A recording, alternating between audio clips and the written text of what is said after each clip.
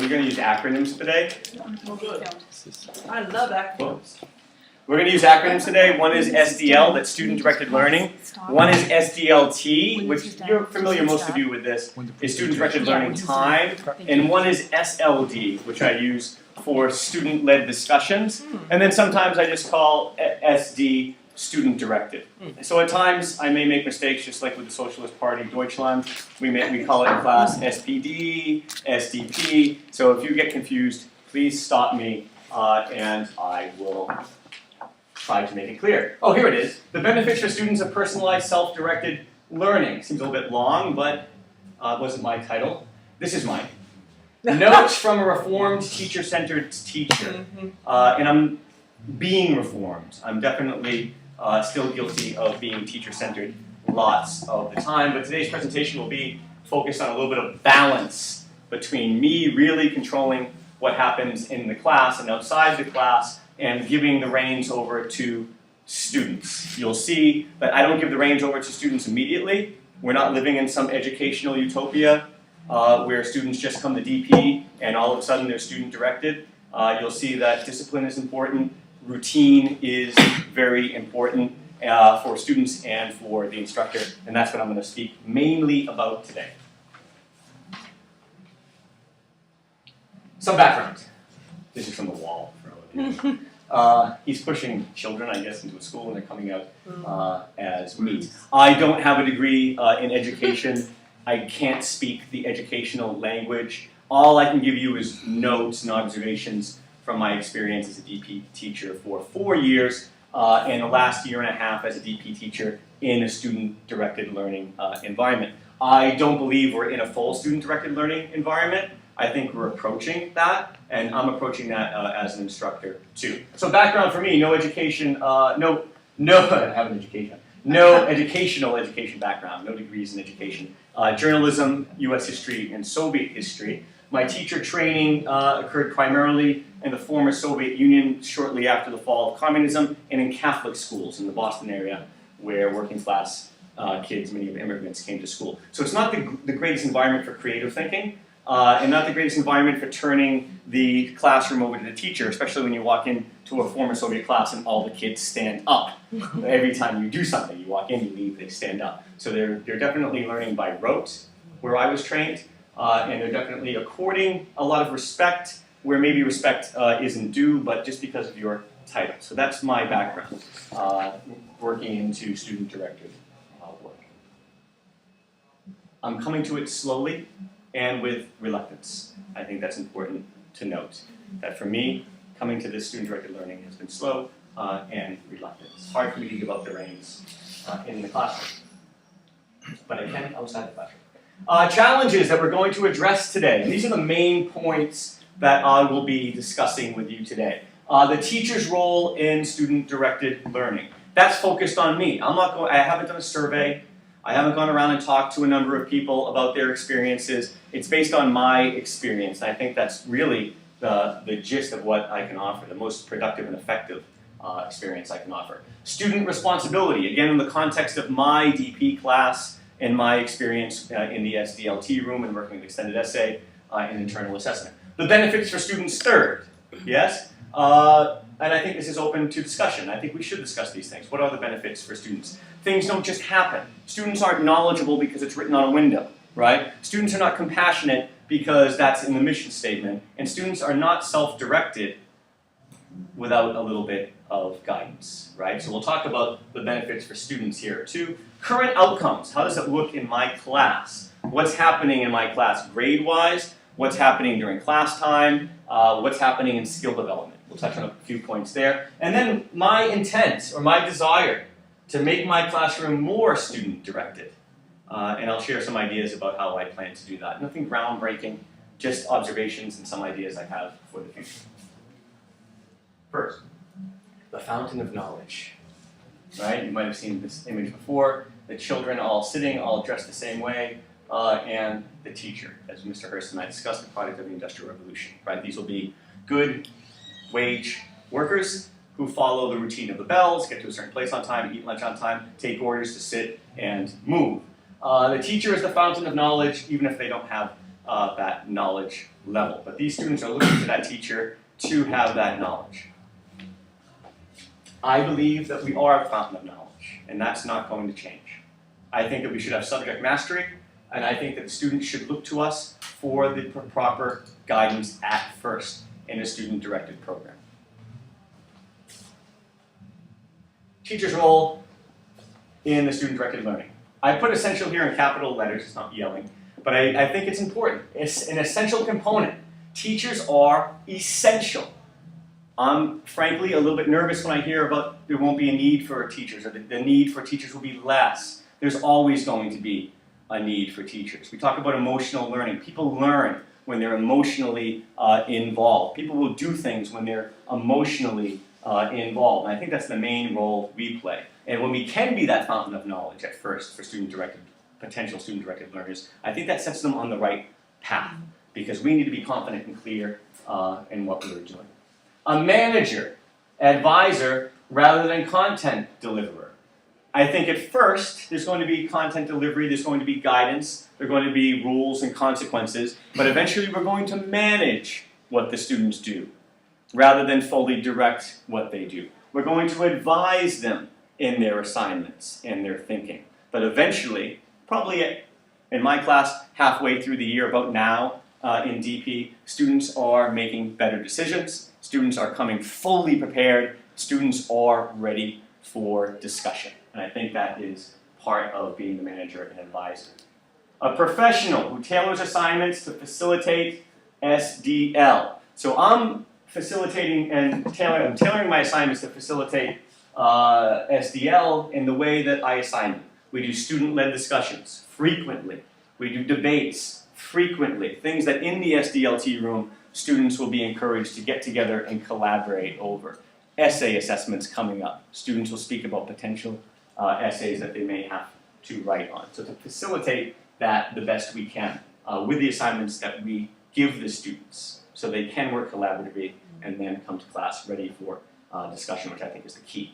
I think being prepared for discussion is the key to history. Anyway, balance. This balance that I'm talking about, this is our role here. We have to get out of that balance occasionally because some students are going to need it a lot more. One student may have more experience working on their own. Another student may have none. You might get a kid from an American high school, right? We have some examples of this. And they come into a DP program, they're not student-directed learners, and let's call it what it is. We're going to have to be very, very directed with them. Others, we don't have to be. When I feel a shift in the balance going, I go 19th century on them. When there's a shift in the balance, I give them a lecture for 20 minutes about the material that they're on. And it's okay. It's totally okay, because if they are used to doing certain assignments and being prepared, when I do that lecture, it makes sense to them. Does that make sense? They're ready for some type of lecture. So it's not me just feeding them content. It's me talking about and asking questions about things that they already know. But we do have to keep, I have to keep that balance and remind myself of that a lot in my class, because I tend to get out of balance frequently. Structuring SDL assignments. Guidance, structure, and routine from the start. The first day in my class in DP, quiz. I don't even introduce myself. No, I don't. They have summer reading. They have to know that they're going to be held accountable for it. So the first thing is a quiz immediately on manage back with a comment. This student is prepared, this student is unprepared. Yes? Open notes at first, right? Then following that in the first week is their essay assessment on the reading. Open notes, guidance.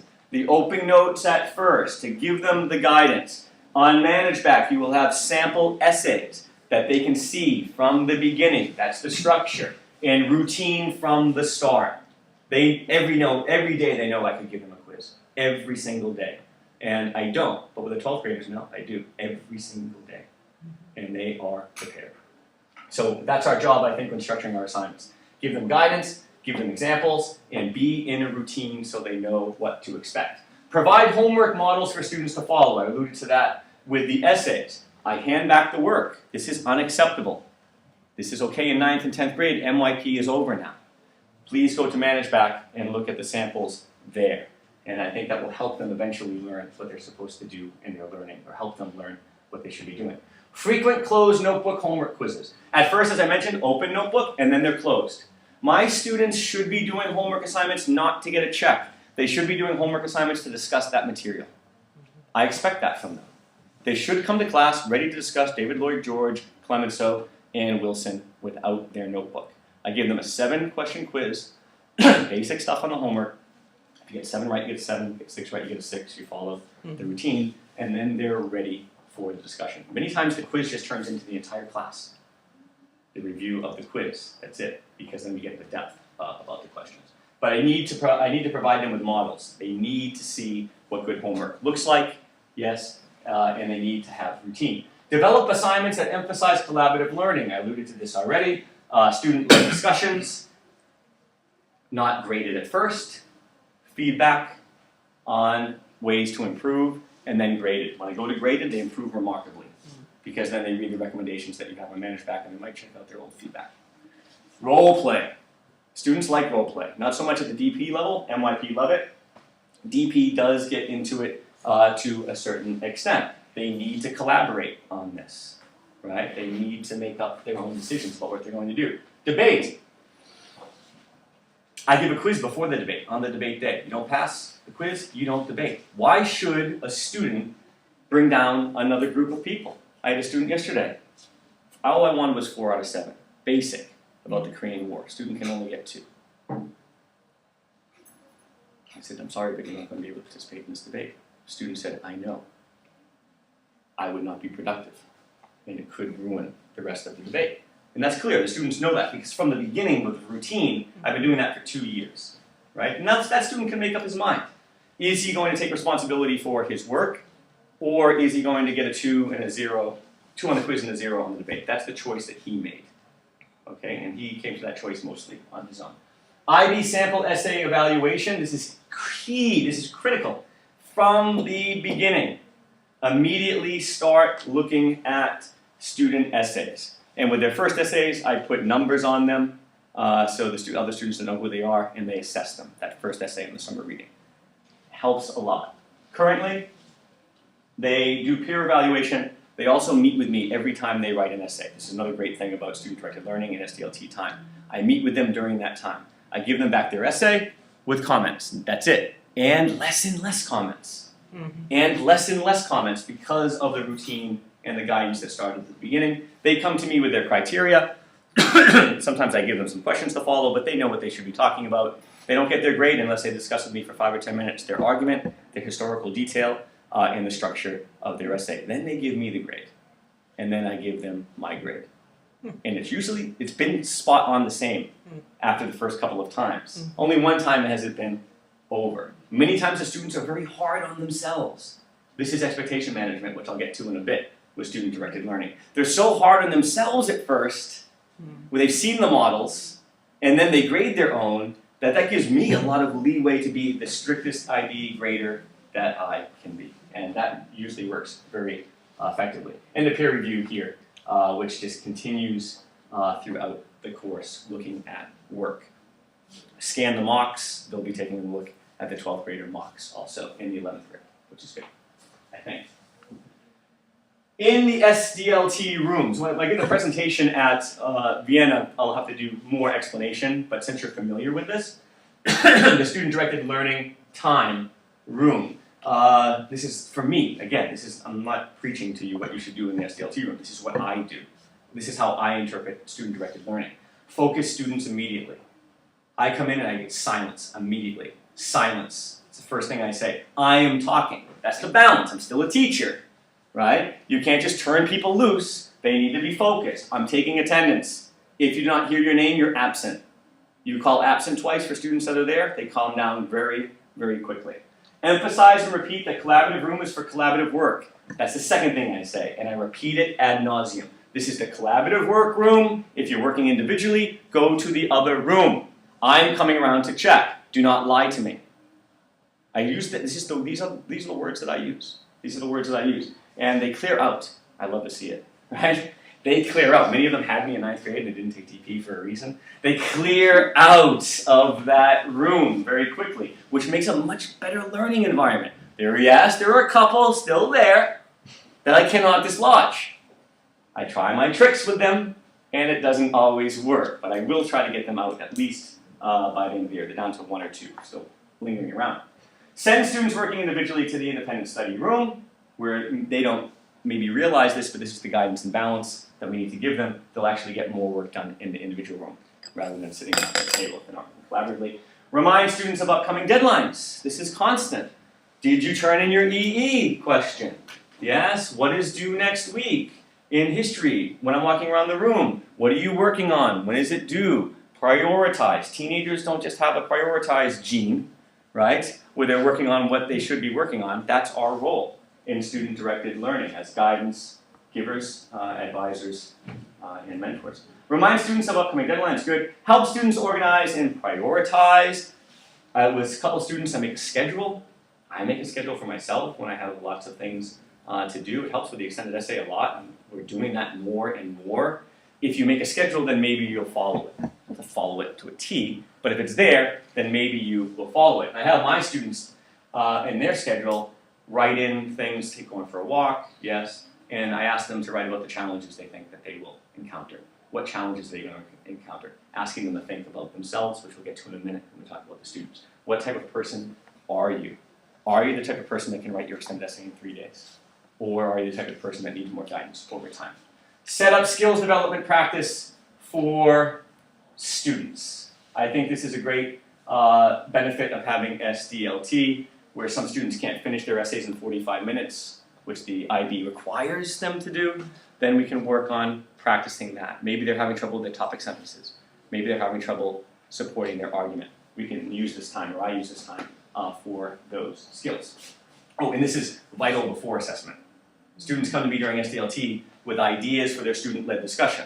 They ask questions like, should I start with a question? Yes! Start with a question! Should I start with a picture? Please do. Again, Clemenceau, Lloyd George, and Wilson. That's the whole entire discussion.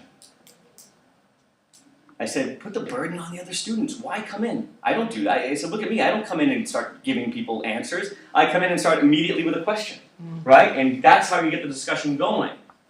And they say, well, what type of questions? I said, what type of questions do your teachers ask? Start with easy questions. Get the students involved.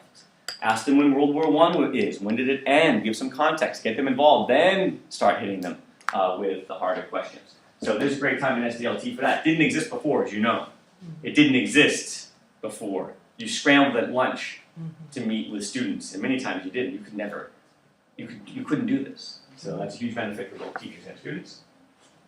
Now, student responsibility. We'll get to the benefits for students soon.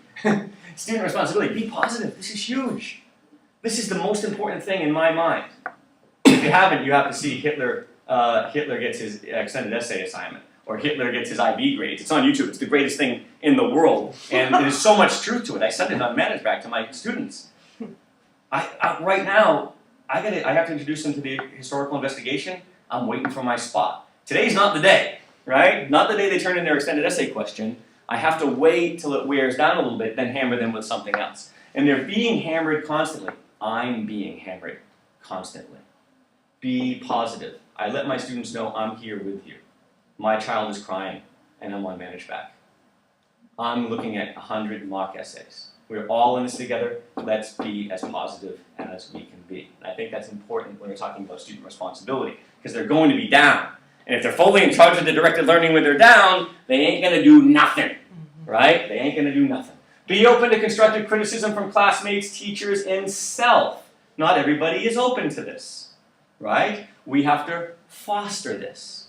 We have to cultivate these things. These things aren't inherent in us, especially with writing. If you're in a course with writing, nobody wants their writing picked apart, right? It takes time. So constructive criticism from classmates, that's peer review, teacher meeting with me, and self, when you peer evaluate or self-evaluate. Explore personal learning styles. They say, oh, Mr. Abizade, you learn Turkish, you must have a talent for languages. Well, I don't, right? I know my learning style. I memorize. That's what I do. I memorized Russian, now I'm memorizing Turkish. I memorized a good part of German. I memorize it. I know that's how I learn, right? And I think it's important for students to question this too. That's right, homework assignments, I give them a study guide to follow, but some students want to do notes. That's fine. Some of my students do color-coded notes, where they color-code the people, the places, and the events. They told me what they wanted to do. I asked them.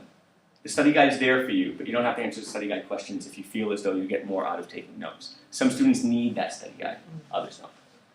Okay, this is on managed backing all the time, especially when they do well, and when they don't. Prepared, it's simple, it's math. Prepared for class equals prepared for discussion equals prepared for assessment equals high levels of achievement. How do you get a 7 in DP history? Yeah. Can you explain what managed back is for somebody who doesn't understand? Yeah, I'll definitely need to do this. In Vienna, managed baccalaureate program, right? It's a information sharing network for schools' IB program. The unit plans are there. I try to get all of my homework assignments there too, which I'll just as an aside. It's very vital for me to get this work back to students. It doesn't work if I don't.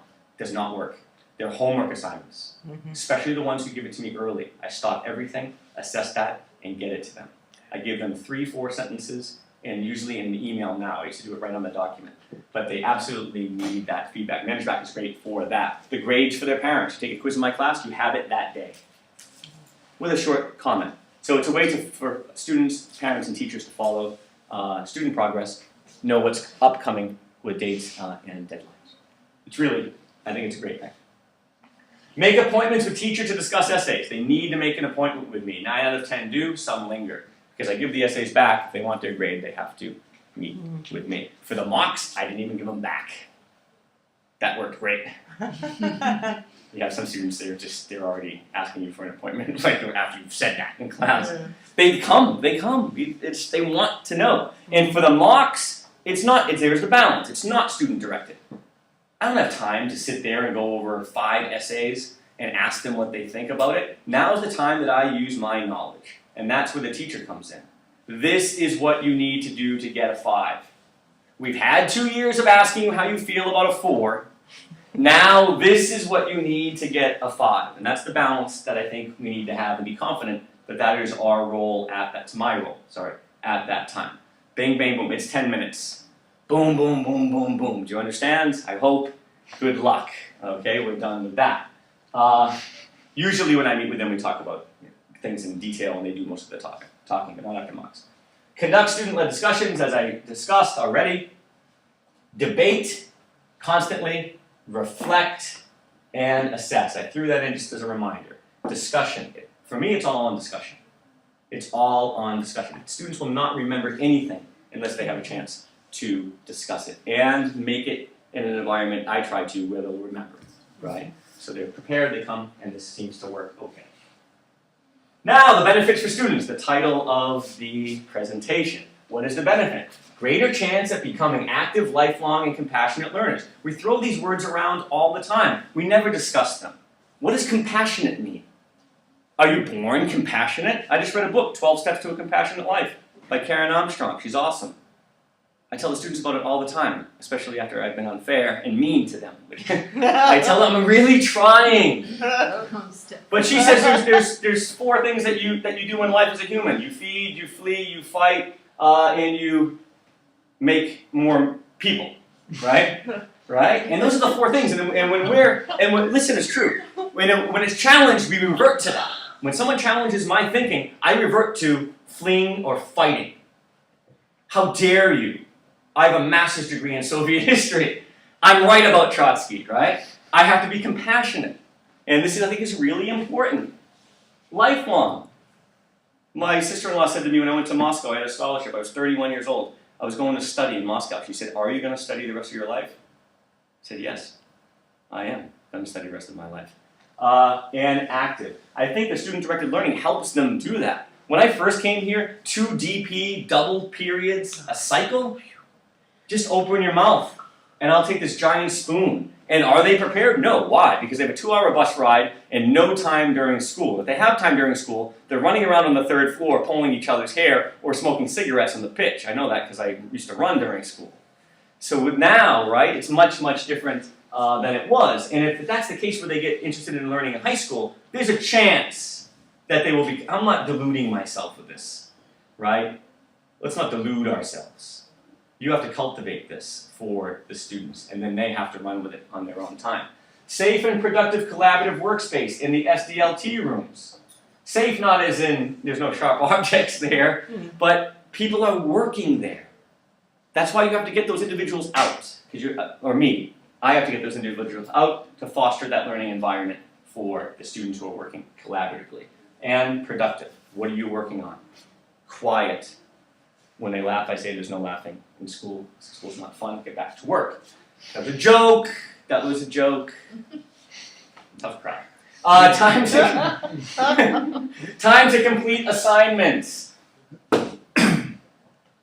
When I took this job, they said I could work on the bus. Well, let me tell you something. You can't work on the bus unless you're like an action figure. I mean, you have to be that big. Or you can, Shiloh Coleman could do this. You could write comments as you're like bounding over bumps. You can't work on the bus. The kids can't work on the bus either. I'm guilty of this. I give a lot of work and I expect them to do it. And SDLT has saved history. Has saved it because the students come to class prepared, whereas 3 came out of 15 before. I consistently have 80% of the kids prepared for class. Time to meet with teachers and counselors. We talked about this.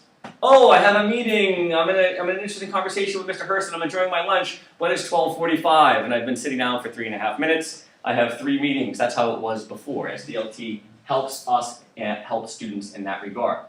Time to meet with teachers, good. Development of independent study and research skills. I have no idea where they did this before. I have no idea when students had a chance to go to the library, unless we brought them there. I don't go to the library anymore. It's great. Why do I have to go to the library? Let them go. You gotta go to the library? Go to the library, right? Or work on your computer in class and do your research, or in the SDLT room. It's a huge benefit for students. Confidence. Huge. I see students at the beginning of 11th grade, totally not confident, especially learners of English as a second language. Routine, guidance, students will, in my case, it's happening, I see it, they're doing the work.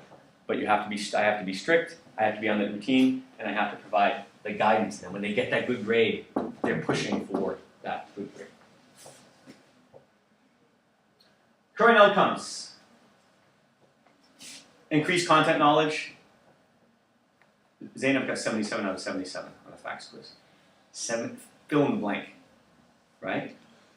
Quicker and firmer grasp of IB criteria, like this. My students now know what is expected of them on an essay. They grade themselves. It took me 6 months to get that down. I had no idea about that. Prepared equals confident and effective discussion and debate skills. Yesterday we debated who started the Cold War. I purposely put them on the sides that I knew they didn't support and gave them time to prepare. And it's a joy to see, to tell you the truth. You just sit there and watch them debate with historical detail that comes from the content knowledge that they have time to develop during student-directed learning. Improved critical writing. My 11th graders are at a point now, it's just about argument. Now we're going into argument, critical analysis, and detail in their essays. They can structure and they can make an argument that's going to be better. Higher volume of work completed. Higher volume of work. Work is being completed, which I think is something to be happy about. Because it makes our job that much easier and sometimes fun. Grades. Okay, so here's the ultimate test. Percentage of students in my class anyway getting 5s or 6 in the course, first term DP is a little bit higher than before because they're doing the work. So they're going to have a good quiz grade, they're going to have a good participation grade, and a good homework grade, even if their essay grade is a little bit lower. So it gives them a chance to still get that 5 or 6 that their parents want. IB results the same thus far for DP history. I'm stuck on 5, 4.8, 4.9, 1 year 5. I'm stuck there. They haven't improved. Mock results slightly higher this year, and since I've been working with the students on criteria and reflecting on their writing, my grading is stricter. Stricter, which is good, and they're doing better. This will be the year, I think. The first year where we look. 2 years of SDLT and student-directed learning. Are there gains? I wouldn't even say significant gains, but are there gains? And that would be the true test. Anecdotal evidence. We talked about grade expectation management. Thank God for this. I'm never in a conversation about what's a 5 and a 4 with a parent, right? Because the kids know. I think they talk about this with their parents. I hope. Greater trust between teacher and student. My students tell me when they're not prepared. My 12th graders tell me, because they know I'm giving a quiz. And when they tell me, we don't do a quiz. And they don't abuse it. They're not abusing it. They're taking control of their learning. And they say, Mr. Robinson, I'm sorry, I didn't have time to prepare. I understand that. I told them, if you're not prepared and you try to hide, I will hammer you. And it happens, and they know that will happen, right? That's what they can expect from me. A 3 is a 3. I had a student come for the meeting, and she said, we're looking at her essay, she's stuck between 3 and 4 sometimes. High 3, I want to give her a 4, I really do. And she tells me what she thinks of her essay, and she says it's a 3. And I said, I got you at a 4. And she looked at me a little bit strange, and I said, I think it's a 4. You're doing great work, everything's good except your essays need to be improved. And she said, it's a 3. And I said, okay, and she said, no, I looked at my past essays at the 3s, and I looked at the criteria, and I looked at the time I got a 4, and it's not a 4. And I said, do you need me to give you the 3 so that you can be a better history student? She said, yes, I need that 3. That's the first time it's happened to me, and maybe, I don't know. It's the first time it's ever happened to me. Students discussing history and current events outside of class. And this is the technology, manage back again. Lots of times students are sending me articles, or I'm sending them articles, because I'm confident that many of them will read them. I don't assign these articles. And that's the balance again. Because if I wasn't balanced, when ManageBack first came out, it's like, 10 articles for you. And I was thinking, if every teacher does that, it will mean nothing. So I choose my spots with the articles about Ukraine now, yes, articles about the United States, and other topics. We're just about done. Here we are. Plans to be more SDL driven. Hand over instruction to students more thoroughly. That's what I want to do. I'm not there yet. Encourage students to create their own homework tasks. They're already doing it to a certain extent. First, I give them options. Make a study guide. Make a quiz. Take notes. Color code them. Well, how do you do homework well? Ask students to develop own units of study. I'm definitely not anywhere near that because I don't know myself what my units of study are. I need to do those myself. But at some point, I'm going to say, you know what? We're not getting the Soviet-Afghan war this year. Some point, I'll start dividing it up and asking students, did you find Russia interesting? You might want to focus on this. Here are past questions. And give them the time, right? And then have them discuss in groups if you follow. Germany, US, France, England, whatever you're interested in. Definitely not there. Have students continue to take a more active role in assessment development. That's happening, yes, very slowly, but happening. And ask students to choose the summer reading, which I just thought of when I was doing this, because I always give them the summer reading. But especially between 11th and 12th grade, are you interested in the Gaul? We don't touch the Gaul that much. Maybe you want to author. Yes? Why don't you choose? And then the balance, I'm the guide, I'm the advisor, I will let you know if that is acceptable reading to help us with the IB exam. Last but not least, thank you. And this is the image of whatever. I'm from Turkey, I guess. So I was going to put questions. I was going to put a question mark. But I don't make PowerPoint. I don't use PowerPoint. This is the first time I've ever, maybe in 4 years in the school, put a PowerPoint together. Discussion is what I like to do. So questions about this? I'd like to make an observation from doing a lot of ManageBack reading. Yes. I have no life at all. Right. Because there's immediacy with the way the small assignments are done, and then the way you immediately comment on the results. The students, what you said is true. The students are with